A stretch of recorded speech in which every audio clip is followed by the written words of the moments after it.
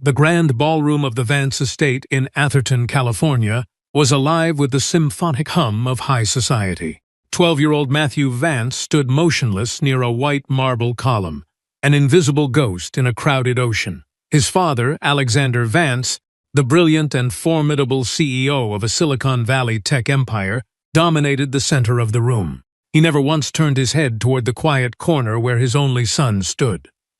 A young girl of 11, the daughter of one of the estate's domestic staff members, found the courage to break away from the shadows. Lucy Hayes walked slowly across the polished floor, raised her hands, and gracefully formed the word "hello" in sign language. For the first time that long night, Matthew's face was illuminated by genuine happiness. This is the story of a forgotten boy who lived in the quiet, a brave girl who chose to look where others turned away, and a proud father who had to lose his bearings before he could learn to listen. At 11 years old, Lucy Hayes stood in a secluded corner of the magnificent mansion, watching the shimmering reflections of mirrors and crystal chandeliers while feeling like a tiny, insignificant shadow amidst a sea of powerful adults. Her innocent mind grappled with a deep, confusing contradiction as she closely observed the master of this enormous Northern California estate, a man who seemed to possess an intimate, smiling familiarity with every wealthy stranger in attendance, yet completely ignored his own flesh and blood. The sprawling Vance residence glowed brilliantly against the dark California night sky. For Lucy, whose presence was only because her mother Chloe served as executive housekeeper, this world felt unreachable. She knew she did not belong. Her great-grandfather, Donald Hayes, had taught her sign language, learned for his deaf army friend Andrew after a mortar explosion. "Never abandon a soul who is stranded in the dark," Lucy told her. "That rule belongs to every human being." From behind the emerald drapes, Lucy watched the guests. She saw Matthew in a distant corner, tense and hyper-alert, following lips with heartbreaking concentration. She knew he had been deaf since the car accident that killed his mother. Guests offered superficial pity, or spoke at him slowly. No one actually spoke with him. Alexander accepted a humanitarian award on stage without glancing at his son. Lucy remembered Donald's words. She slid the poetry book into her pocket and stepped out across the marble floor. She stopped in front of Matthew and signed "hello" with trembling hands. Matthew's dark eyes instantly widened to an extraordinary degree, and the heavy, defensive mask of complete indifference completely vanished from his youthful face in a fraction of a second. For several long, breathless moments, the boy simply stared at her hands in absolute disbelief. Then, a magnificent, radiant smile broke across his face, a completely genuine expression of pure joy that altered his entire countenance. The profound aura of loneliness vanished from his eyes, and his own hands flew into the air, moving with a lightning-fast, practiced precision as he signed back to her, asking if she truly knew how to sign. Lucy offered a shy, incredibly nervous smile. She raised her hands once more, moving them with deliberate slowness to sign back the word "a little." Despite her lack of fluency, Matthew understood her intention perfectly. She pointed to her own chest and began to spell her name. She carefully formed the individual letters, Lucy, while Matthew watched with immense patience, nodding encouragingly. Once she had finished, he smiled warmly, pointed a finger directly at his own chest, and rapidly signed his own name, Matthew, before executing a unique, personalized sign for himself. It was by no means a flawless or sophisticated conversation. Rather, it was a beautiful, fragmented dialogue constructed out of a few basic words, improvised physical gestures, and spontaneous bursts of shared laughter. Lucy tentatively raised her hands to ask him if he was enjoying the massive, elegant party surrounding them. Matthew immediately wrinkled his nose in comical disgust, crossed his arms, and shook his head in a manner that required absolutely no translation, clearly communicating that he found the entire event incredibly boring.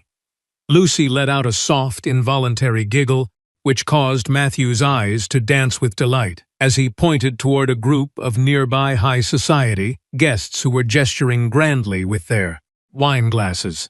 The boy comically puffed out his chest, elevated his chin into the air, and began to mimic the arrogant, self-important nodding of the wealthy tech investors with hilarious accuracy. Lucy understood his silent parody instantly, realizing he was calling them stuck-up and pompous, and both children found themselves laughing silently together, sharing a secret humor that no one else in the room could possibly comprehend. For the very first time during that long, exhausting gala, Matthew ceased to be the tragic, forgotten child melting into the shadow of a marble column. He was intelligent, he was sharp-witted, and he was profoundly alive. There, in the very heart of the sophisticated noise and corporate pageantry of the Billionaire's charity gala, Lucy and Matthew had successfully manifested a tiny, sacred island of absolute silence. Yet, this was not a cold, hollow silence born of isolation. It was a vibrant, magical silence, overflowing with profound human connection, mutual understanding, and genuine companionship. On the opposite side of the crowded ballroom, Alexander Vance continued to graciously accept the endless congratulations of his wealthy peers. He remained utterly oblivious to the beautiful reality that his own son, standing only a few yards away, was experiencing true happiness for the first time in years. In the long, quiet weeks that followed the grand charity gala, the massive Atherton mansion gradually settled back into its rigid, predictable daily routine, but for Lucy, nothing would ever be the same again. The sprawling estate, which had previously felt like a cold, intimidating fortress of unapproachable wealth, now held a wonderful, precious secret that made her daily life vibrant with purpose. She had a true friend inside those walls. Their beautiful friendship began to flourish in stolen moments and quiet corners of the estate, completely shielded from the watchful eyes of Alexander Vance and the rest of the professional domestic staff. On quiet afternoons, they would secretly meet within the cavernous depths of the mansion's private library, where Matthew would eagerly pull down massive volumes filled with celestial maps. He would trace his fingers along the radiant nebulas, distant planets, and complex orbital charts, while Lucy sat beside him, focusing entirely on expanding her limited vocabulary of sign language. Matthew possessed an extraordinary degree of patience as a teacher, gently reaching out to adjust the positioning of her fingers with a soft touch, his face breaking into a warm smile whenever she successfully executed a difficult gesture. Beneath his quiet exterior, Lucy discovered that Matthew possessed a remarkably sharp, dry, and quick-witted sense of humor that he almost never revealed to the hearing world. One rainy afternoon, while they were perusing an expensive historical text detailing the history of the ancient Roman Empire, Matthew suddenly pointed his finger at a photograph of a marble bust depicting a particularly stern emperor. He frowned comically, narrowed his eyes into a cold glare, and pointed a finger directly toward the distant hallway where his father's private executive home office was located. Lucy understood the silent joke instantly, realizing he was implying that the ruthless Roman dictator looked exactly like Alexander Vance before he had consumed his first cup of black coffee in the morning. She had to quickly press both of her hands over her mouth to suffocate her laughter, while Matthew's eyes crinkled with silent, joyful amusement. However, of all their secret meeting places throughout the vast estate, their absolute favorite sanctuary was the sprawling, overgrown garden located at the very back of the property. This was an immense, beautiful landscape filled with manicured rose bushes, hidden stone benches, and a massive, ancient weeping willow tree whose sweeping green branches cascaded all the way to the grass, creating a natural tent.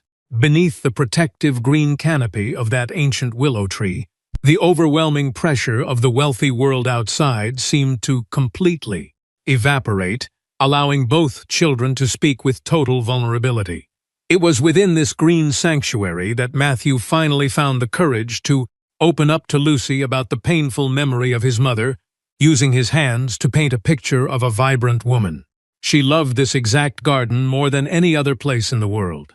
Matthew signed one afternoon, his fingers gently caressing the soft petal of a pristine white rose that grew near the base of the tree. He went on to explain that she had been an extraordinarily talented classical pianist, and he closed his eyes tightly, pressing his palm flat against the weathered wooden bench beneath them. She used to sit with me at the grand piano, and she taught me how to feel the music through my body, showing me how the deep vibrations traveled through the wood. Then, the joyful expression on his face faded into a dark, heavy shadow as his hands began to move with a slower, halting rhythm that broke Lucy's heart. But when the accident happened and she died, all of that beautiful music instantly stopped forever, and the endless silence took over everything. He gently touched his own ear with a profound, lingering sadness. He began to describe the horrific car crash not as a cohesive narrative, but in fractured, terrifying sensory memories. Blinding headlights, a deafening metal impact, waking up in a sterile hospital room, and realizing the world had been permanently muted. He explained that his father had been present at his bedside, but Alexander appeared completely broken, hollowed out by the sudden loss of his wife. Matthew remembered crying out desperately for his mother in that hospital room, but he could not even hear the sound of his own weeping voice. He could only watch the agonizing, paralyzed look of despair in his father's eyes. "My father never speaks about her to anyone anymore," Matthew signed, his fingers trembling slightly. "Never." He completely removed every single photograph of her from the walls of this house, and he made the grand piano disappear from the living room within a week. It is as if he is trying to completely erase her existence from our lives, 'cause the pain of remembering is too much for him to bear. Lucy felt an overwhelming wave of sorrow wash over her entire being.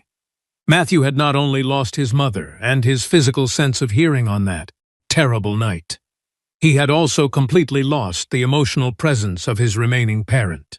"My great-grandfather Donald always says that our memories are a beautiful, sacred way to keep the people we love close to our hearts," Lucy said in a soft whisper before trying her absolute best to translate the thought into signs. Matthew absorbed the profound sentiment with a slow, contemplative nod. "The memories of my mother make my father suffer too much," Matthew signed back. "That is why he hides them away from the world."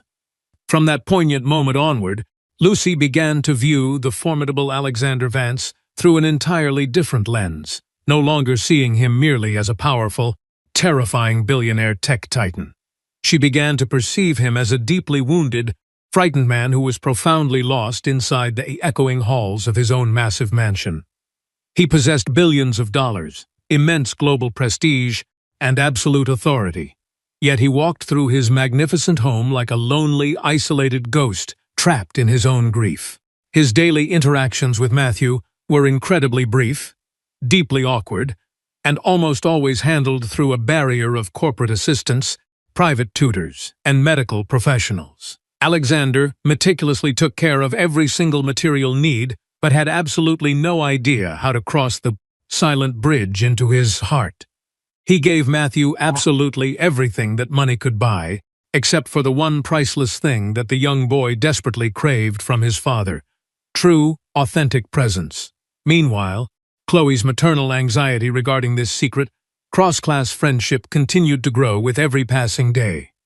One evening, while they were sitting inside their small, modest apartment, located in the detached staff quarters of the estate, she looked across the table at her daughter with a mixture of deep love and overwhelming fear. "Lucy, you are an incredibly good girl, and you possess a heart that is far too big for your own good, but you must understand the reality of our situation," Chloe said softly, her eyes shining with unshed tears. "We are employees of the Vance family, Lucy. We are only allowed to live on this beautiful property because Mr. Vance permits it, and we cannot afford to forget our place in this house."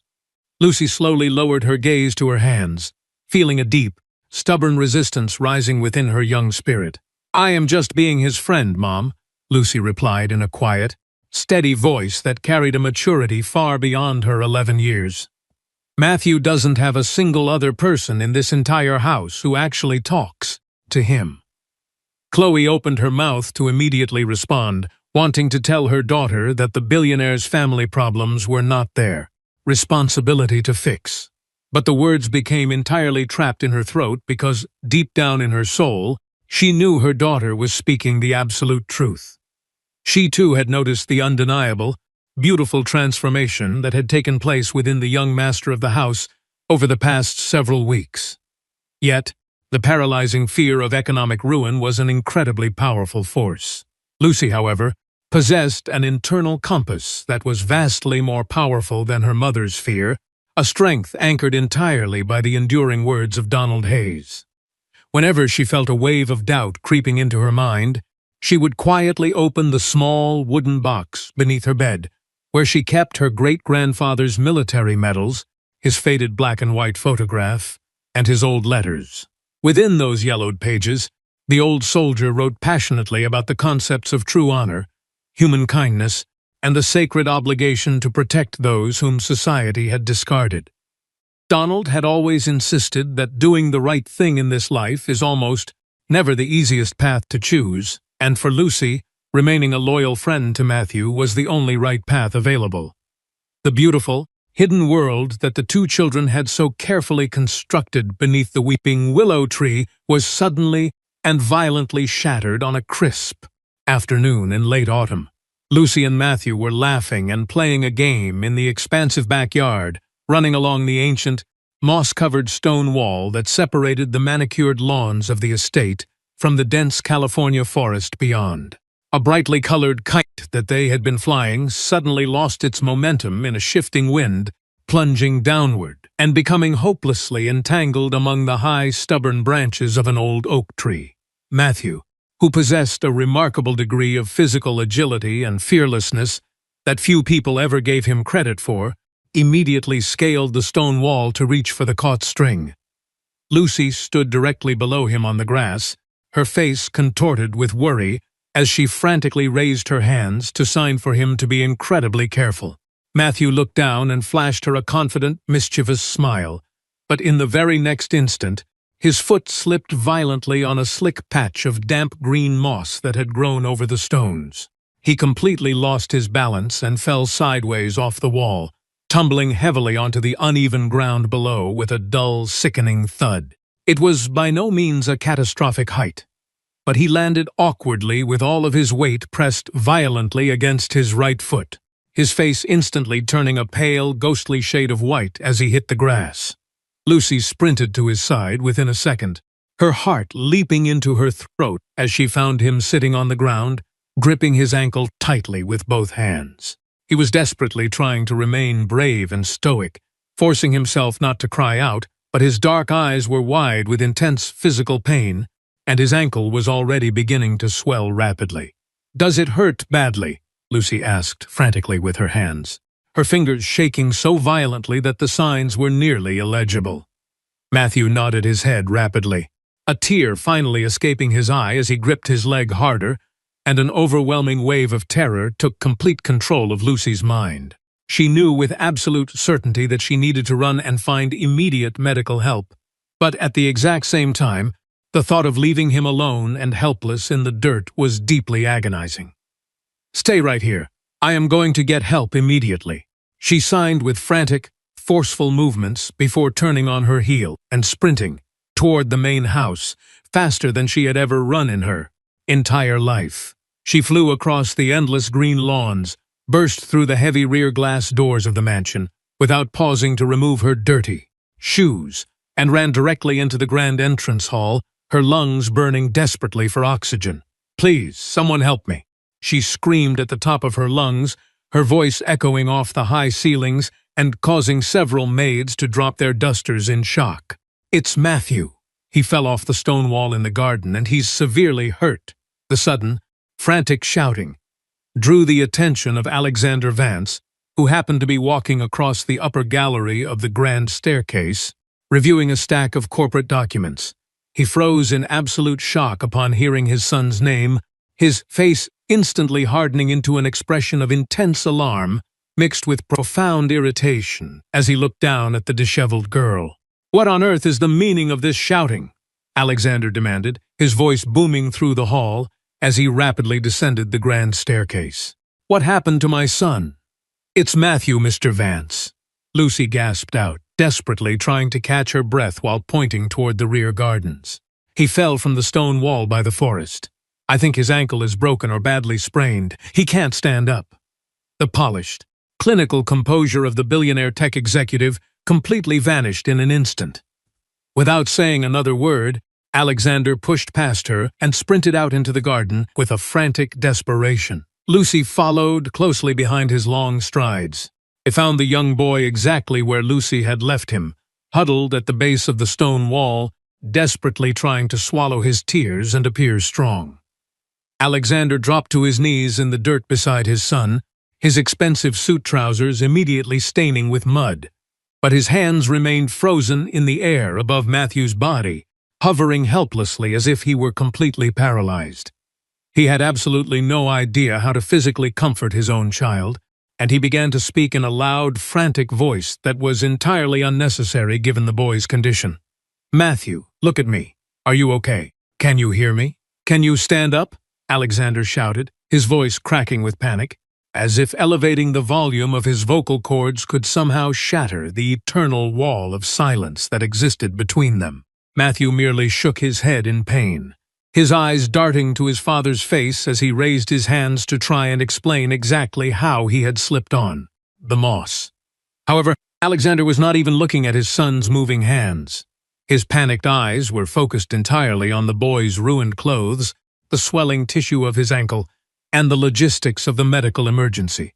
To Alexander, the situation was a technical crisis that required immediate, top-tier professional resolution, rather than an intimate emotional moment that required a father's comforting touch. Matthew tried one more time to communicate, his fingers forming the signs for the kite and the tree. But his father had already turned his back, loudly barking orders to the estate security guards who had just arrived on the scene. Lucy stood a few feet away, watching this heartbreaking interaction unfold, and she realized the devastating truth of the situation with a profound, terrifying clarity. The immense distance that separated this father and son was not caused by Matthew's inability to hear sounds. It was caused by Alexander's absolute refusal to look at his son's hands. Alexander was physically standing less than a foot away from his child, yet he was completely, utterly absent from the boy's reality. Finally, seeing that his father was completely oblivious to his efforts, Matthew slowly lowered his hands to his side, abandoning all attempts to speak, and his eyes desperately searched the area until they found Lucy. He raised his hand slightly, moving his fingers with an incredible gentleness to sign to her, asking if she was going to be in trouble for being out here with him. Even while enduring intense physical agony, the boy's primary concern was protecting his only friend from the wrath of the house management. Lucy could not contain the powerful surge of emotion that exploded within her chest.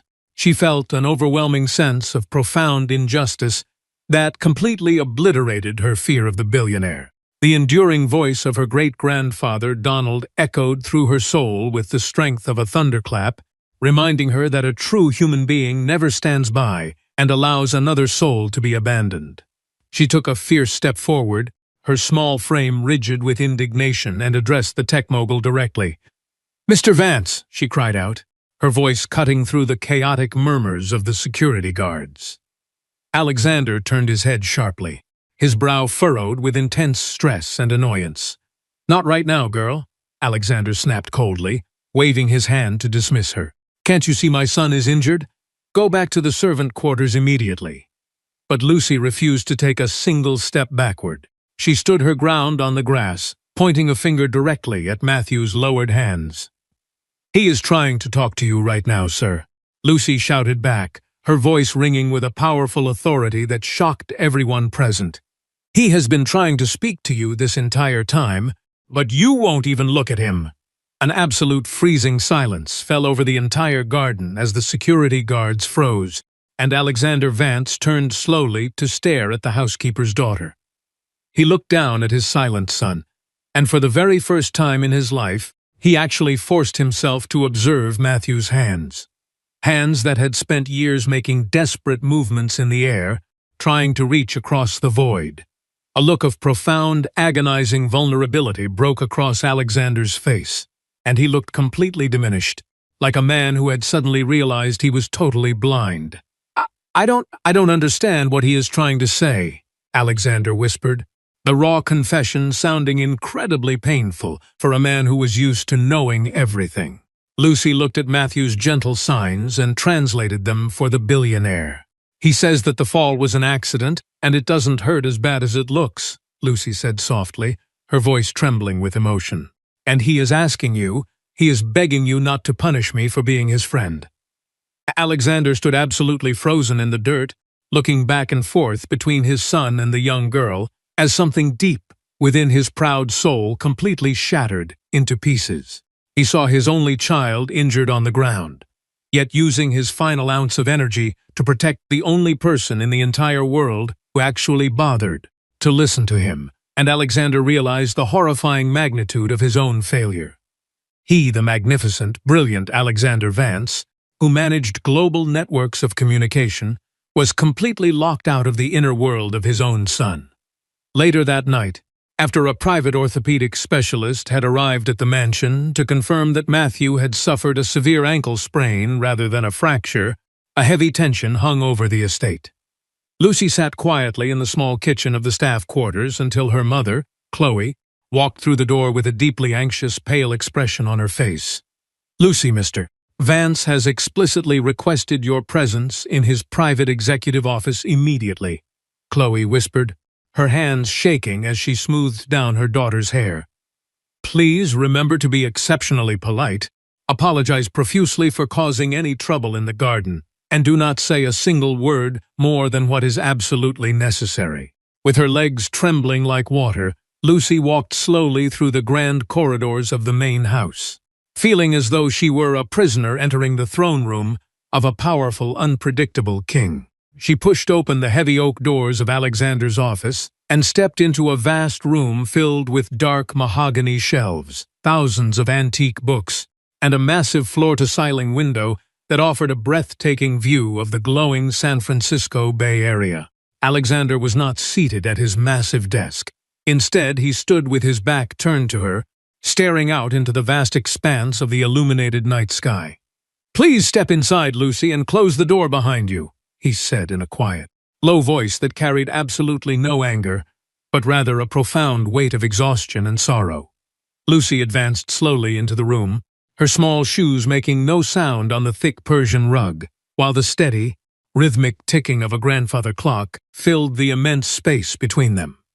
Finally, Alexander turned around to face her, and Lucy was shocked to see that the powerful, invincible billionaire appeared incredibly tired, aged, and deeply sad. "The medical specialist has treated Matthew, wrapped his ankle, and assured me that he will make a full recovery within a few weeks," Alexander began, his voice flat. Then he looked directly into her eyes and asked an unexpected question. "You are his friend, aren't you?" It did not sound like an interrogation. It was a profound, undeniable truth that he had finally been forced to recognize. Lucy looked up at the billionaire and nodded her head slowly. "How long has this been going on?" he asked quietly. "Since the night of the big charity gala, sir," Lucy answered honestly, her voice steady despite her fear. Alexander took a deep, agonizing breath, running a hand through his silver-streaked hair before slumping slowly into a leather chair. "All of this time, he was laughing and smiling right in front of my face, and I never truly saw it," Alexander whispered to himself, looking down at his own polished desk as if he were completely lost. "Today in the garden, when he was terrified and in pain, you understood every single movement of his hands. I am his father, Lucy, and I couldn't understand a single thing." A long, heavy silence enveloped the room once more before he raised his eyes to look at her with a raw, searching vulnerability. "Tell me, why did you take it upon yourself to learn how to speak with him?" Lucy thought about giving a complicated answer, but she decided to speak the absolute truth of her heart. "Because he was completely alone in this massive house, Mr. Vance," Lucy said softly. "My great-grandfather Donald taught me that if you have the ability to stop someone from being alone in the dark, you have a sacred duty to do it." For the very first time since she had arrived at the estate, Alexander Vance truly looked at the housekeeper's young daughter, seeing past her simple clothes and social status. He did not see an insignificant child of the domestic staff. He saw a person possessing an extraordinary degree of moral courage and emotional intelligence that shamed every adult in his social circle. "Your mother has informed me on multiple occasions that you are an exceptionally bright and dedicated student, Lucy," Alexander said after a long moment of contemplation, abruptly shifting the direction of the conversation. Lucy blinked in confusion at the sudden change of topic as he continued. She told me that you love to read, that you absorb new information with incredible speed, and that your ultimate dream in life is to attend a university and become a school teacher. Lucy nodded her head slowly, completely unable to comprehend where this conversation was heading, as Alexander adopted the focused, pragmatic demeanor of a corporate executive implementing a strategic solution. "I want to make a formal business proposition to you, Lucy," Alexander stated firmly, leaning forward in his chair while keeping his eyes locked onto hers. "I want you to officially continue being Matthew's companion and friend, but I no longer want you hiding in the corridors or sneaking out into the gardens like a thief. I want you to officially become an open, permanent part of his daily life and education within this estate." Lucy furrowed her brow, her innocent mind struggling to grasp the underlying meaning of his words, as Alexander continued to lay out the terms of his offer. "I am prepared to financially compensate you handsomely for your time, and furthermore, I will establish a fully funded educational trust in your name. A complete, unrestricted scholarship that will cover every single expense of your university education at any institution you choose when the time comes." Lucy's eyes widened to an extraordinary degree, her breath catching in her throat as she realized that such an incredible financial opportunity was something her mother could never have dreamed of providing in a lifetime. "All you have to do in exchange for this security is continue being his friend," Alexander said before pausing, his voice dropping to a low, deeply emotional register as he spoke the words that truly mattered to his soul. "And I want you to teach me." Lucy lifted her head sharply, utterly stunned. "I want you to teach me sign language, Lucy. I desperately want to learn how to speak with my own son." Lucy stood entirely speechless in the center of the magnificent office, her mind reeling from the surreal reality that one of the most powerful technology titans in the world was begging an 11-year-old girl for help. Yet, as she looked at his desperate face, her young mind understood exactly what Alexander was trying to do. He was approaching his broken relationship with his son the only way he knew how, as a business transaction.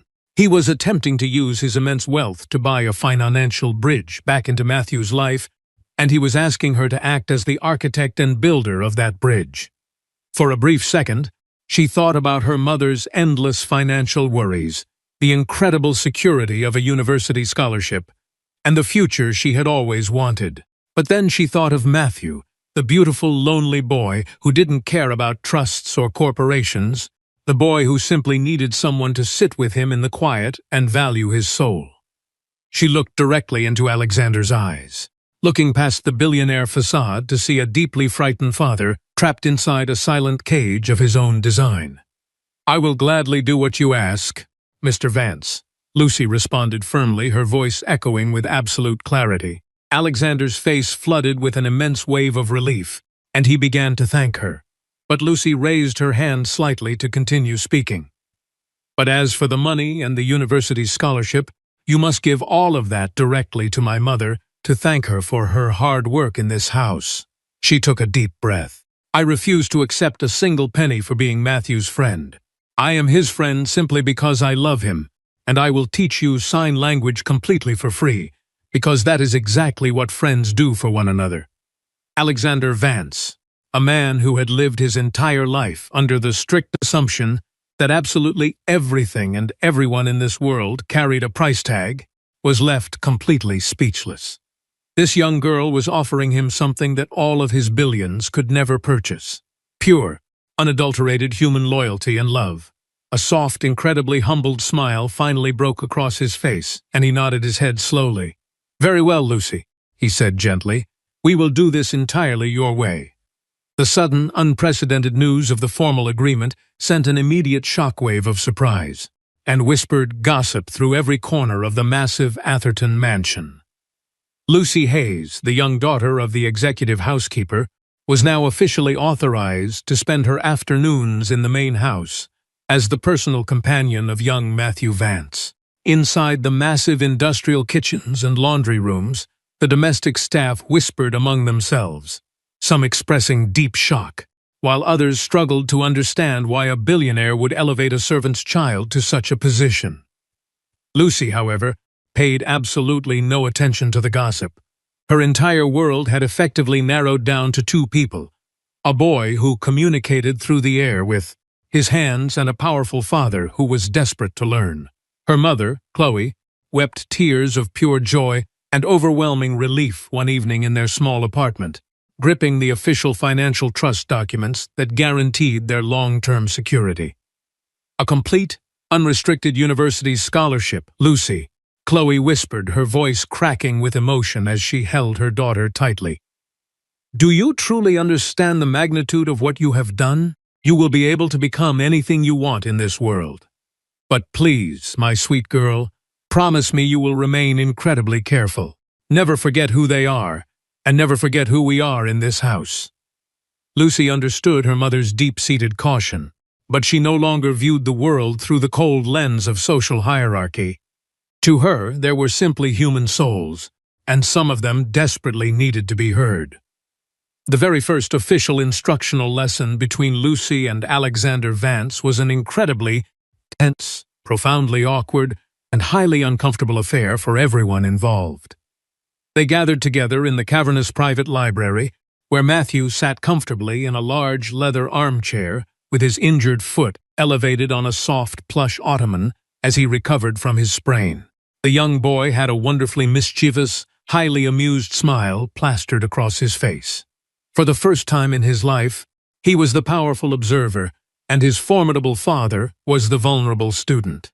We will begin our lesson with the basic physical forms of the manual alphabet, Lucy said, trying her absolute best to sound like a confident, professional teacher as she stood before the billionaire. Alexander Vance, a man who regularly commanded boardrooms filled with hundreds of brilliant minds, stared down at his own large hands as if they were clumsy, alien tools that he had never operated before. Lucy raised her hands and demonstrated the precise movement for the very first letter of the alphabet, and Alexander immediately attempted to copy her gesture, but his long fingers were incredibly rigid, stiff, and tense. No, sir, it is not quite like that, Lucy said with a gentle, encouraging tone, stepping forward to carefully manipulate his large fingers with her own small hands. You must place your thumb precisely right here against the side of your palm, relaxing the rest of your fingers so the shape is clear. Alexander took a deep breath, focused his immense intellect entirely on his hand, and tried the movement again and again, his face sweating from the intense concentration. Matthew watched the entire display from his armchair with absolute delight, before suddenly raising his hands to rapidly sign a message directly to Lucy. My father is an incredibly slow and clumsy student, Matthew signed, his eyes dancing with a hilarious, silent laughter that Lucy had to fight desperately to suppress. She quickly raised her own hands and signed back to him, telling him to be nice to his father, creating a silent dialogue right in front of Alexander, who could only watch them with a look of humble bewilderment. From that pivotal afternoon onward, these intensive training sessions became an unshakable, permanent part of the mansion's weekly routine, occurring 3 times a week without fail. Alexander approached the language with the same disciplined intensity that had built his technology empire, practicing his movements for hours on end, but he quickly discovered that sign language was entirely different from anything he had ever mastered. It was not a mechanical system of cold data that could be memorized through intellect alone. It required a person to feel deeply, to look directly into another human's eyes, and to express raw vulnerability, things he had spent years avoiding.